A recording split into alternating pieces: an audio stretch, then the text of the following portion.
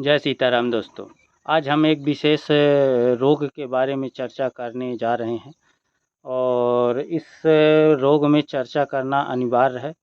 और हमारे कुछ गुरु भाई लोगों ने आग्रह किया कि वैद्य जी आप आर्ट्स पर कोई वीडियो बताओ, या फिर आर्ट्स को अंग्रेजी में बवासीर कह देते हैं, बवासीर पर कोई उपाय बताइए या फिर जड़ से ख़त्म करने का नुस्खा बताएं। तो भाइयों, मैं आप लोगों को बता दूं कि बवासीर जो है तो हमारे आचरण विहार में ज़्यादा आश्रित रहती है।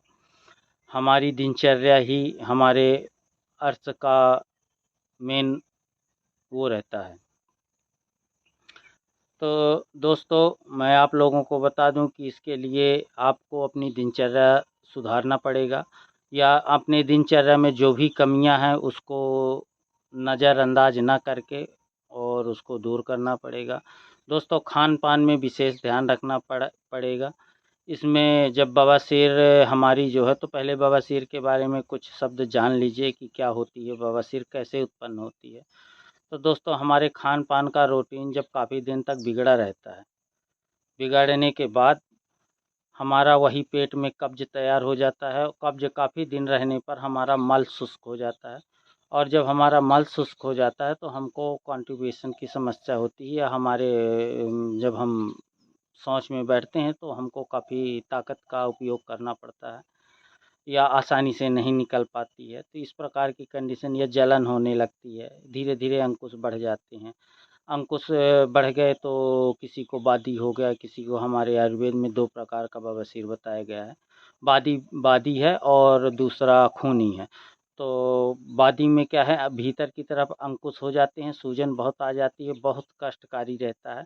इसी से हमारा भगंदर भी तैयार हो जाता है, और अगर वही पक के फूटा अपनी जगह बनाया तो भगंदर के रूप में बन जाता है। तो दोस्तों, अब जो है तो वादी होता है 2 प्रकार का, यहाँ बवासीर हो गया, इसके बारे में जाने रहें। और 3 प्रवृत्तियाँ होती हैं, 3 प्रवृत्तियों के कारण हमारा होता है रोग। जैसे वात है, पित्त है, कफ है। तो वात, पित्त, कफ, ये 3 हो गया, और इन्हीं का संधिविच्छेद जैसे 2 हो गए, वात पित्त मिल के हो गया या कफ पित्त मिल के हो गया। इस प्रकार से हमारे 7 या 8 बवासीर हमारे आयुर्वेदाचार्यों ने ग्रंथों में उल्लेख किया है। और सभी का अलग अलग निदान भी है, किसी का सामूहिक निदान भी है। और सबसे पहले हम अपनी दिनचर्या को समझें कि हमारा दिनचर्या क्या है, कहाँ हमारे खाने में गड़बड़ी हो रही है, कहाँ रहने में गड़बड़ी हो रही है, क्या हमारा गंदा है जिसके कारण से ये कब्ज तैयार हो रहा है। तो दोस्तों, कब्ज अगर तैयार हो गया है, बवासीर हो गई है, तो उसके लिए मैं निदान भी बताऊंगा। तो दोस्तों, निदान बताने से पहले मैं आग्रह करूंगा कि जो लोग नए हों वो वीडियो को सब्सक्राइब कर लें और लाइक करें, बेल आइकन बटन ज़रूर दबाएं, जिससे हमारे अन्य आने वाले वीडियो का नोटिफिकेशन आप तक पहुंच सके। दोस्तों, इसी प्रकार शेयर ज़रूर करें, जिससे अन्य लोग भी इस जानकारी का उपयोग कर सकें। तो दोस्तों, हमको अब खाने में क्या-क्या शामिल करना है, हमारे रसोई में क्या-क्या है, सब मैं बताता हूँ, और बड़े अच्छे-अच्छे नुस्खे बताऊँगा, जिससे आप सहज ही अपने पेट को, अपने डाइजेस्ट सिस्टम को ठीक कर पाएँगे। तो दोस्तों, सबसे पहले हम अपने, जब किसी को बवासीर हो जाता है या नहीं होता है और कॉन्स्टिपेशन की समस्या है, हमारे पेट में कब्ज काफ़ी दिन का हो गया है और हमको गैस बन रही है, या फिर किसी प्रकार की गर्मी लग रही है, या कफ बन रही है, तो सबसे पहले हमको कोई ना कोई विरेचन औषधियों का उपयोग कर लेना चाहिए। विरेचन औषधियाँ या डाइजेस्ट सिस्टम औषधियाँ, तो जैसे हमारे पेट की अग्नि किसी की बढ़ गई है, तीव्र है, बहुत खाता है, भूख बनी ही रहती है, खाता जाता है, उसको पता नहीं चलता है, ना पेट फूलता है, और शरीर में लगता ही नहीं कि उसके कुछ लग रहा है। उसके शरीर की पित्त जो है बढ़ा हुआ है, और गर्मी के कारण सब शरीर का जो भी अन्न जा रहा है वह सब जल जा रहा है, वो किसी मतलब का नहीं हो पा रहा है। इस प्रकार से हम अपने जठराग्नि को आँकते हैं। किसी की ठंडी पड़ गई है या कफ ज़्यादा हो गया है, तो कफ वाले समस्या आ जाएंगे और अग्नि मंद हो जाएगी, भूख मिट जाएगी। और हेल्दी होता चला जाएगा। तो इस प्रकार हम कफ का अनुमान लगा लेंगे।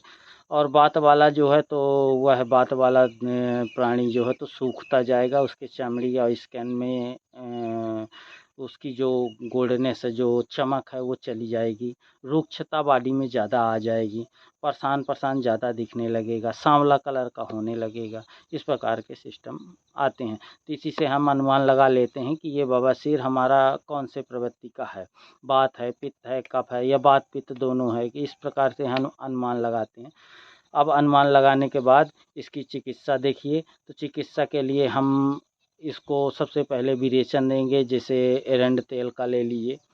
और इच्छा भेदी रस भी मार्केट में आती है, पर अपने से ख़रीद के ना खाएं, किसी सलाहकार से ही लेके खाएं। और इच्छा भेदी रस के साथ हो गया, अरंड तेल हो गया, और अरंड के तेल के साथ जैसे हर्रे हैं, छोटी वाली हर्रों को आप कच्चा पक्का भूंज के और उसमें अजवाइन और जीरा और थोड़ी सी सौंफ इस प्रकार से मिला के आप डाइजेस्ट सिस्टम को बना। एक तो नुस्खा मैं बताई दे रहा हूँ, उसको आप नोट कर लीजिए। आपको क्या करना है कि 100 ग्राम हर्रे ले लेना है, 100 ग्राम जीरा ले लेना है, और 100 ग्राम अजवाइन ले लेना है, 100 ग्राम सौंफ ले लेना है। इतनी चीज़ें लेकर आप आधा कच्चा और आधा पक्का करके पीस लीजिए। पीसने के बाद उसमें 7-8 जो है तो नींबू अच्छे बड़े बड़े होने चाहिए, और उनका रस निचोड़ के उसको गीला कर लीजिए। गीला करने के बाद धूप में रख के सुखा लें। सुखाने के बाद फिर उसको पीसें, और पीसने के बाद उसमें स्वादानुसार काला नमक मिला दें और उसका फाँकी करें। ये लेडीज़ों को बहुत अच्छा फ़ायदा करता है, हालांकि जेंट्सों को भी बहुत अच्छा फ़ायदा करता है। आप खा के देखिएगा। फिर से मैं दोहराई दे रहा हूँ।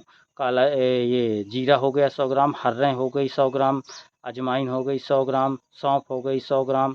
इनको आप किसी मतलब 50-50 करके आधा आधा करके भूंज लें और आधा कच्चा रहने दें। इनको ग्राइंडर में डाल के पीस लें। पीसने के बाद इसमें 6-7-8 तो नींबू मिला के उसको गीला कर दें। गीला करने के बाद धूप में सुखा लें। फिर उसको पीस कर स्वादानुसार काला नमक मिलाकर रख लें। आधा चम्मच से 1 चम्मच तक खाने के बाद गुनगुने पानी से खाएंगे तो आपके उदर के समस्त रोग एकदम से जाते चले जाएंगे। उसमें बीपी हो गया, थायराइड हो गया, शुगर हो गया, और शुगर अगर किसी को तो उसमें मेथी दाना मिला देंगे। तो इस प्रकार के डाइजेशन सिस्टम और बवासीर वाले सिस्टम सब एकदम से ठीक होते चले जाएंगे। हम आपका डाइजेशन सिस्टम दुरुस्त करने का प्रयास कर रहे हैं। इसी में मार्केट में आप त्रिफला गुग्गुल ले लीजिए, वो भी बड़ा अच्छा काम करता है। उसको 2-2 सवेरे 2-2 शाम को सामान्य आदमी भी खा सकता है। चंद्रप्रभावती भी खा सकता है। गर्मी के कारण हो रहा है तो चंद्रप्रभावती का उपयोग कर दें। 2-2 गोली सवेरे, 2-2 गोली शाम को दूध के साथ दे दें।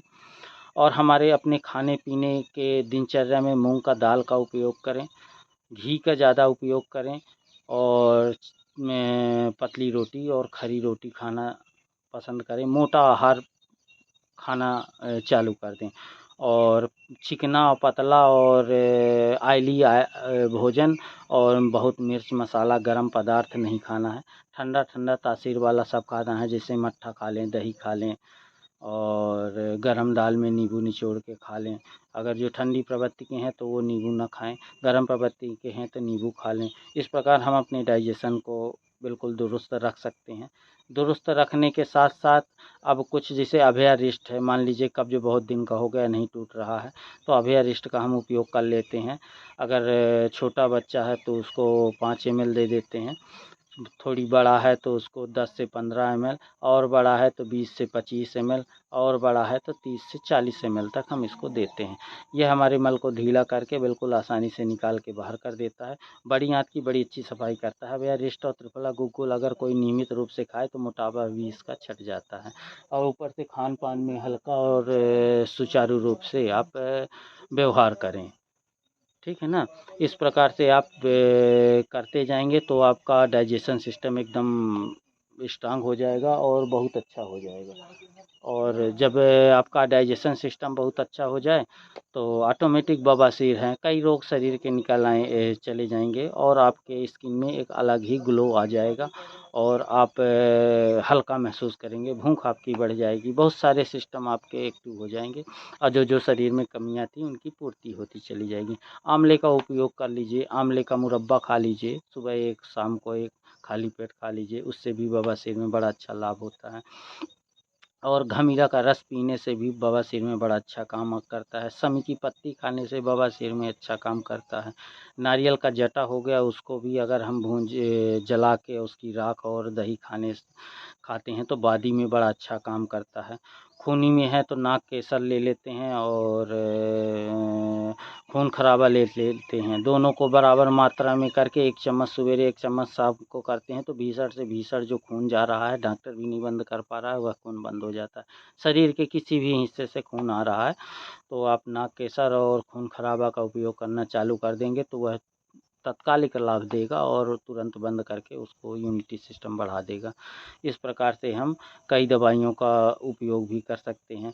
दूबा के इसमें अन्नपान बहुत ज़रूरी है। दूबा का रस हो गया और जीरा का पानी हो गया, धनिया का पानी हो गया, अपने खाने में भी शामिल करिए। हल्की धनिया ले लीजिए और बहुत मसाला नहीं डालना है, पर हल्की धनिया ले लीजिए, 2 ठो तेज पत्ता ले लीजिए, बड़ी इलायची ले लीजिए और दालचीनी ले लीजिए और थोड़ी-थोड़ी मात्रा में लेना है और खाने में इस तरह उपयोग करेंगे तो आप जीरा की मात्रा अधिक कर दीजिए और सौंफ की मात्रा अधिक कर लीजिए। मेथी थोड़ी-सी ज़्यादा मिलाइए और राई ज़रूर का उपयोग करिए, किसी भी प्रकार से राई खाइए।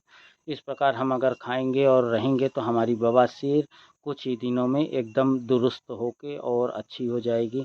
ना हमें कहीं डॉक्टर के यहाँ जाना पड़ेगा और ना ही कोई विशेष दवाइयों की ज़रूरत पड़ेगी। अगर फिर भी आपको लगता है कि आपको सलाह की ज़रूरत है तो आप मेरे डिस्क्रिप्शन बॉक्स में मैं अपना संपर्क नंबर डाल दूँगा, उस पे आप व्हाट्सएप में संपर्क कर सकते हैं।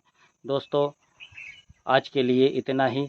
फिर अगर आपको आवश्यकता लगे तो बताइएगा, तो मैं इस पे और गहन चर्चा करेंगे। जैसे किसी का नहीं ठीक हो रहा है, बहुत पुरानी हो गई है, और भी कई विषय के वीडियो बताऊंगा जो सरल तरीके से, सुलभ तरीके से आपको रोगों का निदान करने में सहायक होगी। साथ साथ अगर मेडिसिन की आवश्यकता पड़ेगी तो मेडिसिन भी जो है मैं बताऊंगा आपको। आप बने रहें मेरे साथ, और अगर अच्छा लगा हो वीडियो तो हमारे कमेंट्स बॉक्स में कमेंट्स ज़रूर करें, जिससे हमारा प्रोत्साहन बढ़े और इसी तरह के मैं वीडियो बनाकर आप तक पहुंचाता रहूं। धन्यवाद दोस्तों।